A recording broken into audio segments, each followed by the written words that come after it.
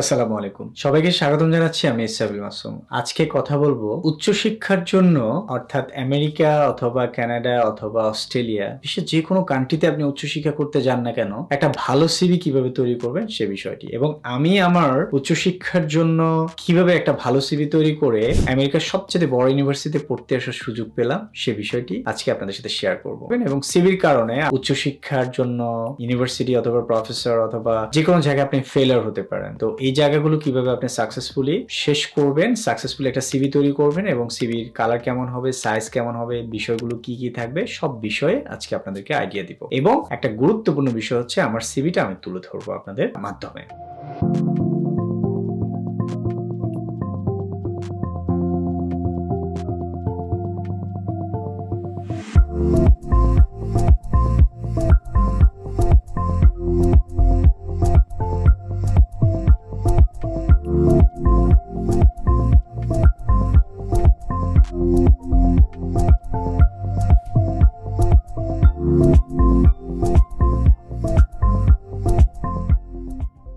শুরুতেই আমি যে কাজটা করেছি সেটা হচ্ছে, আমার সিভি তৈরি করতে গিয়ে আমি যেই কাজটা করেছি সবার আগে হচ্ছে আমি অনলাইনে আগে রিসার্চ করছি যে কোন জায়গার সিভি কেমন হয়, কোন দেশের সিভি কেমন হয়, কোন ইউনিভার্সিটির সিভির স্ট্রাকচারটা কেমন। তো সেটার উপরে অ্যানালাইসিস করতে করতে করতে করতে আমার টার্গেট ছিল আমি আমেরিকার টপ 5টা ইউনিভার্সিটিতে পড়াশোনা করব। আগে সেই ইউনিভার্সিটির প্রফেসরদের সিভি গুলো দেখি, দেখার পরে আমি একটা আইডিয়া পেয়ে যাই। আমি আমার সিভিটা তুলে ধরছি এই জন্য যাতে করে আমার সিভিটা দেখে আপনারা বুঝতে পারেন যে আমার সিভিটার মধ্যে আমি কি কি জিনিস হাইলাইট করেছি এবং সিভিটা কিভাবে তৈরি করেছি। সেটা জবের জন্য হোক, সেটা হায়ার এডুকেশনের জন্য হোক, সেটা হচ্ছে যে কোনো কাজে একটা ভালো সিভি যে আপনাকে রিপ্রেজেন্ট করে সে বিষয়টা বোঝানোর জন্য এই কাজটা আজকে আমরা শো করব। বর্তমান যুগ তথ্য প্রযুক্তির যুগ, আর এই যুগে শুধু শুধু সময় নষ্ট করছেন। আপনি কি আইটিতে প্রফেশনাল ক্যারিয়ার তৈরি করতে চান, বিদেশে উচ্চশিক্ষায় গিয়ে অথবা বিদেশে জব ভিসায় যেতে চান? তাহলে এখনই বিভিন্ন ধরনের আইটি প্রফেশনাল কোর্সগুলো করতে পারেন। তার মধ্যে অন্যতম হচ্ছে cyber security, programming, database, software engineering এবং বিভিন্ন ধরনের আইটি প্রফেশনাল কোর্স রয়েছে আমাদের ictbangladesh.com.vd এই ওয়েবসাইটটিতে। আর দেরি না করে এখনই আমাদের ফ্রি কোর্সগুলোর জন্য এনরোল করে নিন। সবার আগে যে বিষয়টা গুরুত্বপূর্ণ, একটা ভালো সিভির জন্য ভালো ফরম্যাট, এবং আপনার যদি স্কিল না থাকে সিভিটা তৈরি করার জন্য, তাহলে আপনি একজন স্কিল পারসন খুঁজে নেন যে আপনার কন্টেন্ট গুলোকে সুন্দর করে অর্গানাইজ করবে। আমিও একই কাজটা করেছি। আমি নিজে একজন আইটি স্পেশালিস্ট, বাট আমার কাছে মনে হয়েছে আমি যদি একটা ভালো গ্রাফিক্স ডিজাইনার হায়ার করি তাহলে আমার সিভিটা একটা পারফেক্ট সিভি হিসেবে তৈরি হবে। কারণ আমি কখনোই আমার উচ্চশিক্ষা বলেন, জবের ক্ষেত্রে বলেন, একটা ভালো সিভি, ভালো প্রোফাইলের জন্য আমি কখনো কম্প্রোমাইজ করিনি। আমি যেটা করেছি সেটা হচ্ছে যে আমি একজন গ্রাফিক্স ডিজাইনারকে হায়ার করেছি, করার পরে আমি বিভিন্ন ইউনিভার্সিটি, কান্ট্রির সিভি ফরম্যাট গুলো অ্যানালাইসিস করে, রিসার্চ করে আমি বের করলাম যে আমার সিভিটা কেমন হওয়া উচিত। তখন আমি 5টা সিভি নিলাম। 5টা সিভি থেকে শুধু স্টাইল দেখার জন্য, কন্টেন্ট না, কন্টেন্ট কখনোই মিলবে না। তারপরে যে হচ্ছে আমি স্টাইল পেয়ে গেলাম, স্ক্রিনে আপনারা আমার স্টাইলটা দেখতে পাচ্ছেন। সেই স্টাইলটা আমি অ্যানালাইসিস করে বের করলাম যেটা হচ্ছে আমেরিকার হার্ভার্ড ইউনিভার্সিটির ফরম্যাট। আমার টার্গেট ছিল আমি হার্ভার্ডের জন্য অ্যাপ্লাই করবো, কিন্তু এর আগে আমি অফার পেয়ে যাই অন্য ইউনিভার্সিটি থেকে, আমি আর তখন ওই ইউনিভার্সিটিতে অ্যাপ্লাই করিনি। যে কাজটা আমি করলাম সেটা হচ্ছে যে আমি ফরম্যাটটাকে